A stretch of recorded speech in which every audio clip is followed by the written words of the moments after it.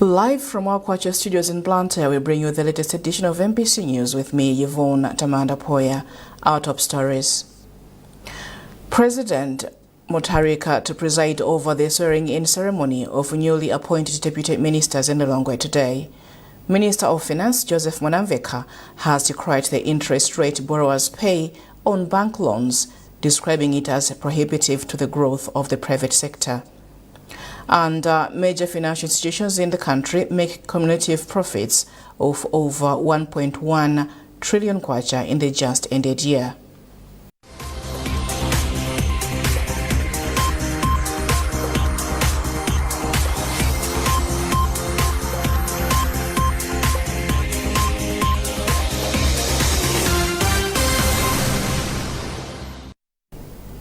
Now the news in detail.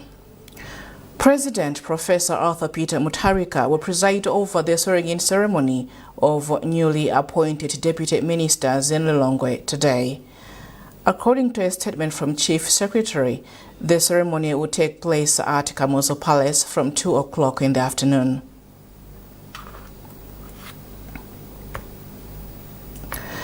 Minister of Finance Joseph Mwanamveka has decried the interest rate borrowers pay on bank loans, describing it as a prohibitive to the growth of the private sector. Mwanamveka noted that it is ironic that banks charge high interest rates on loans, yet they reward less on savings people have in commercial banks. The finance minister added that the growth of the private sector is directly linked to the affordability of bank loans, hence the need to work on it.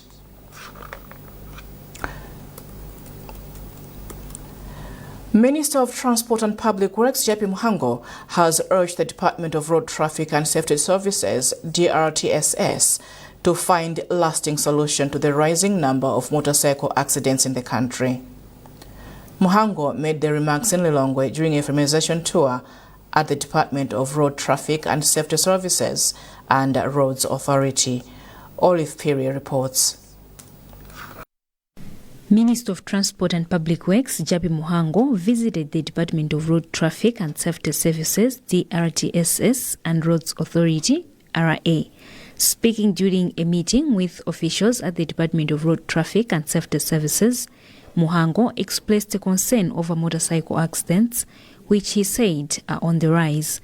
Muhango said the accidents are putting a strain on the country's resources, especially the health sector, as many motorcycle operators are involved in accidents, which overwhelm hospitals.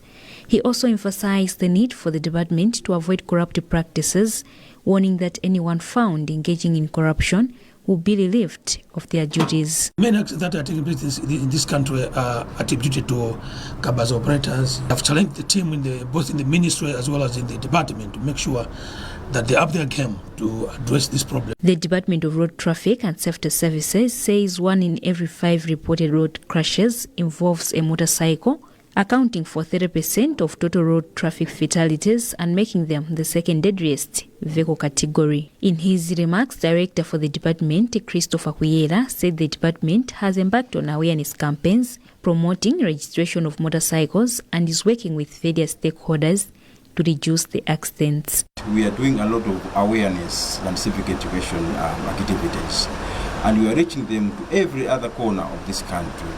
And the other issue is that we have mobile marches, whereby we go to the remotest areas of this country to reach out to them so that they can get registered and licensed properly. During the minister's visit to Roads Authority, it was noted that the authority is facing underfunding challenges due to unavailability of fuel levy, which also affects road maintenance and rehabilitation works. Chief Executive Officer for the authority, Ame Ochampiti, said they are only getting funds for roads maintenance from Roads Fund Administration. Normally, road maintenance is funded through road levy or fuel levy. And fuel levy has not been coming for a while. And It is Road Fund Administration which normally does the accounting. The minister conducted the familiarization tour to the two departments under his ministry following his appointment to the ministry earlier this week. Olive Piri, MBC News, Lilongwe. The Department of Disaster Management Affairs, DODMA, has called for more support towards people affected by floods in the country since the onset of the 2025-2026 rainy season. Commissioner for DODMA, Wilson Moleni, says floods have displaced many people who are in dire need of food and non-food items, which the department alone cannot provide, hence the call. DODMA has since detailed the impact of the rains, which have claimed 36 lives, injured 168 people, with 3 still missing. Over 35,000 households have been affected by floods since September last year. There are places where we've just given them maybe maize as a relief item, just to make sure that we alleviate the food problem. And there have been places where we've been able to give a bit more than maize. But it's quite challenging. This kind of work needs a lot of resources, because, at the moment we're running 2 programs as part of our response. One is the lean season, going to all districts, and then 2 is the disaster response, where we responding to places that have been hit by disasters arising out of the stormy winds and the stormy rain. This season poses a challenge in terms of deliveries. You've been tracking the challenges. We struggle to support people in Kota Kota and Wangwa area until the roads were fixed a few days ago, as Kota Kota was cut off from all sides, and so it became extremely difficult. Deliveries are becoming a challenge, but we are coping with difficulties. I think the only challenge is a delay to reach the beneficiaries. We are also constrained in terms of reaching the people with the correct items that we normally intend to give to beneficiaries, food and non-food items.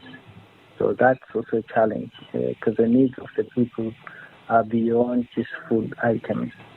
Like for the camps, for example, we need, and this one I must trace, that we need, for example, in Kota Kota, we need tents.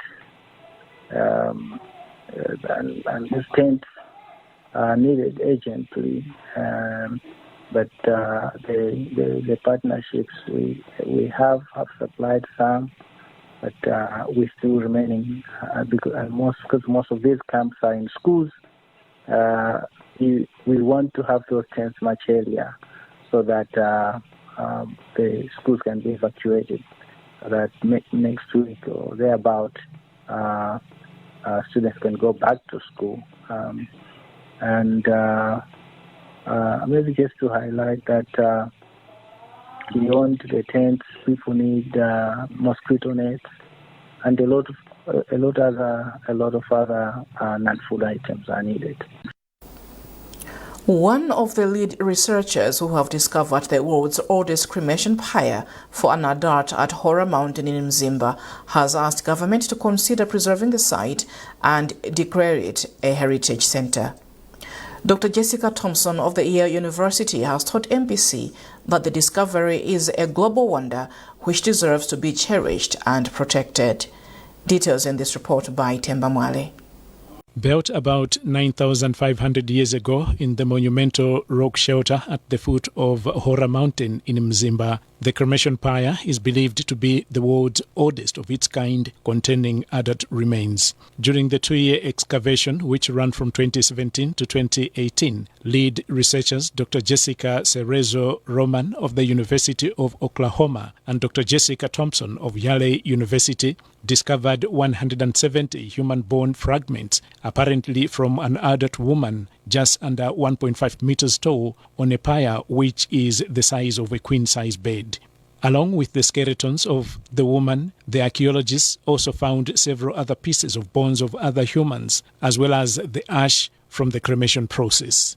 When MBC visited the excavation site, old bones could still be traced around the site, but we cannot independently verify if they are human bones or not. Speaking to MBC in a written conversation, Dr. Thompson said the discovery is historical and government must move in quickly to protect the site before people start making their own dig around the place. Professor Boston Soko, a local historian and culture expert, says the discovery has the potential to boost the country's tourism sector, hence the need for government to declare it a protected area. I hope that the government can come in through the Ministry of Tourism to build some structures, even trails up the mountain and around the mountain. So I don't know how this can be done, but definitely we need government action on this one. This is historical. While echoing Professor Soko's call, Mzimba Heritage Association chairperson Ndabazake Tole says the United Nations Education, Scientific and Cultural Organization, UNESCO, must also put Hora Mountain on the list of World Heritage Sites. And we're also appealing to the people around, through His Majesty Nkosi, to sensitize the community that nobody should dump out that place, which means now the whole Hora Mountain is declared definitely. One day it will become a natural heritage site. So we're looking forward to see Hora being declared as a World Heritage Site. And it's not only Malawi government, I'm sure. Even UNESCO, Malawi will take it up. Government officials are yet to respond to the discovery. While the discovery in Malawi is the oldest cremation pyre for an adult, the oldest cremation pyre in general is that of a 3-year-old child in Alaska, USA, which is 11,500 years old. Temba Mwale, MBC News, Mzimba. This is MBC News, a reminder of our top stories. President Mutharika to preside over the swearing-in ceremony of newly appointed deputy ministers in Lilongwe today. Minister of Finance Joseph Mwanamveka has cried the interest rate borrowers pay on bank loans, describing it as prohibitive to the growth of the private sector. And major financial institutions in the country make cumulative profit of over 1.1 trillion kwacha in the just ended year.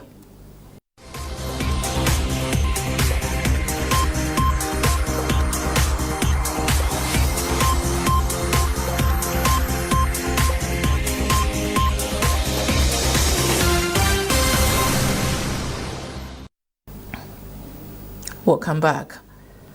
Major financial institutions in the country have made estimated cumulative profits of over 1.1 trillion kwacha in the just ended year. This is according to trading statements published by at least 6 financial firms that are listed on the Malawi Stock Exchange. Learners who have been facing mobility challenges to attend lessons at Kapako Primary School in Mangochi due to long distance can now afford a sigh of relief following a donation of push bicycles from government through Mangochi District Council. Speaking to MBC, Director of Education and Sports for Mangochi District Council, McDonald Kuse, said the donation is part of government's move to advance policies that will help promote school attendance in the country. Francis Banda has filed this report, read by Owen Mavula. Learners who used to travel long distance to attend classes at Kapako Primary School in the area of Group Village Headman in Talika in Mangochi have all the reasons to smile after Mangochi District Council, through its education office, donated push bicycles to the school to ease mobility challenges. Speaking to MBC, Director of Education and Sports for Mangochi, McDonald Kuse, said government is donating the bicycles largely to improve education standards in the country. He described Kapako as one of the schools producing good results in primary school Leaving Certificate of Education examinations, despite being in a remote area where resources such as electricity are limited. It is a donation by the government of Malawi. So this donation is going to different primary schools in Malawi and even some secondary schools in Malawi. But here in Mangochi, we sat down and tried to identify which would be one of these schools. So in our wisdom, we found that Kapako has got some challenges in terms of mobility of our students. One of the beneficiaries, Dorothy Henry, who is in Standard 7, commended Mangochi District Council for reaching out to the school with the donation. I am very happy because these bicycles will minimize our mobility challenges. I thank government for considering our school with this donation. My challenge was that when I was sent back for coming late to school, I was missing lessons. Chairperson for Mangochi District Council, Elias Sauzande, said the initiative will continue and warned parents and guardians against abusing the resources. In his remarks, Councillor from Timabi Ward, Daud Bata, who represented Member of Parliament for the area, Shadrack Namalomba, assured people in the area that plans are also underway to construct modern bridges to address mobility challenges. Major financial institutions in the country have made estimated cumulative profits of over 1.1 trillion kwacha in the just ended year. This is according to trading statements published by at least 6 financial firms that are listed on the Malawi Stock Exchange. Speaking during a media briefing at Mpila village in malingana ndi zidziwitso za malonda za kampani zokwana zisanu ndi imodzi, iliyonse yapanga phindu la ndalama zoposa 100 billion kwacha mu chaka cha 2025. Chaka changothachi banki ndi kampani za insurance zikuluzikulu za. On a sad note, the body of the late former First Deputy Speaker of the National Assembly, Madalitsoka Zombo, will be laid to rest on Sunday, 11 January at Vikuyu village in the area of Traditional Authority Kaumba in Kasungu district. A member of the Kazombo family, Kumbizi Kandodo Chiponda, says the body will be collected this afternoon from Mtunzi Funeral Home in Lilongwe and taken to the late Kazombo's residence in Area 43. She adds that various funeral programs will take place on Saturday before the body departs for his home village ahead of burial on Sunday. Madalitsoka Zombo died on Thursday evening at the age of 45. He is survived by a wife and 3 children. In international news, the U.S. withdrawal from international organizations has sparked widespread reactions globally. Human rights advocates and environmental groups view this move as abandonment of U.S. leadership on the global stage. Telson Magombo with a report. The withdrawal has come at a time when global cooperation is crucial to address pressing issues like climate change, health crisis, and economic development. The move is expected to have significant impact on global governance, particularly in areas of climate change, where U.S. is one of the world's largest emitters and economies. According to analysts, this signals a shift in power dynamics, potentially allowing other nations like China to expand their influence in areas previously dominated by U.S.-led initiatives. Furthermore, reduced support for organizations focused on health, child welfare and human rights may increase crises in vulnerable groups. Experts have warned that the decision reflects a broader trend where national power is prioritized over human rights consideration. Telson Magombo, MBC News.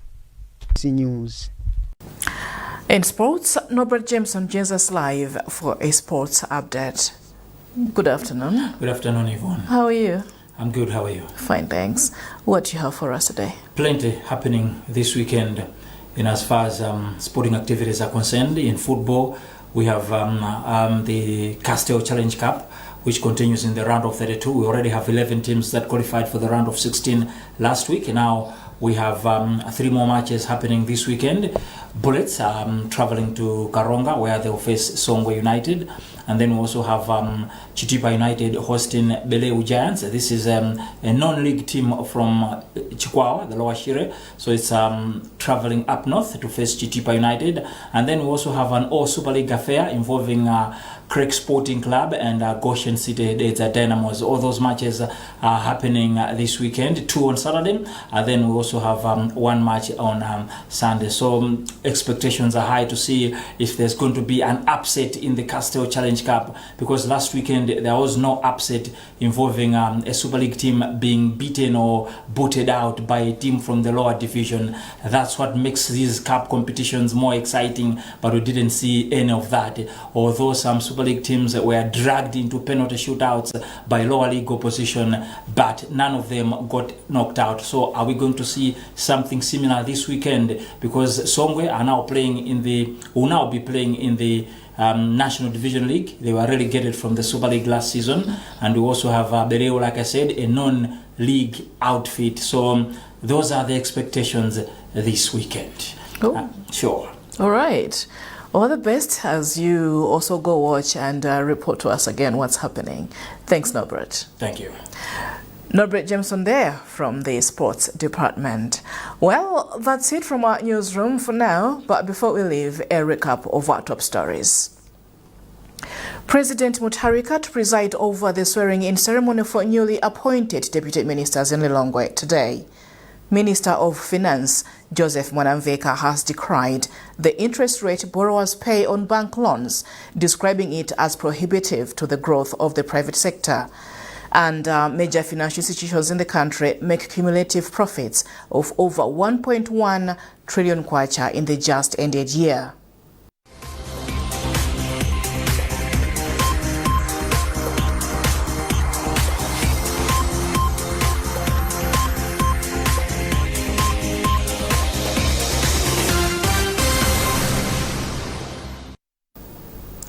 Keep up to date with our news coverage on our digital platforms by scanning the QR code at the top right corner of your TV screen.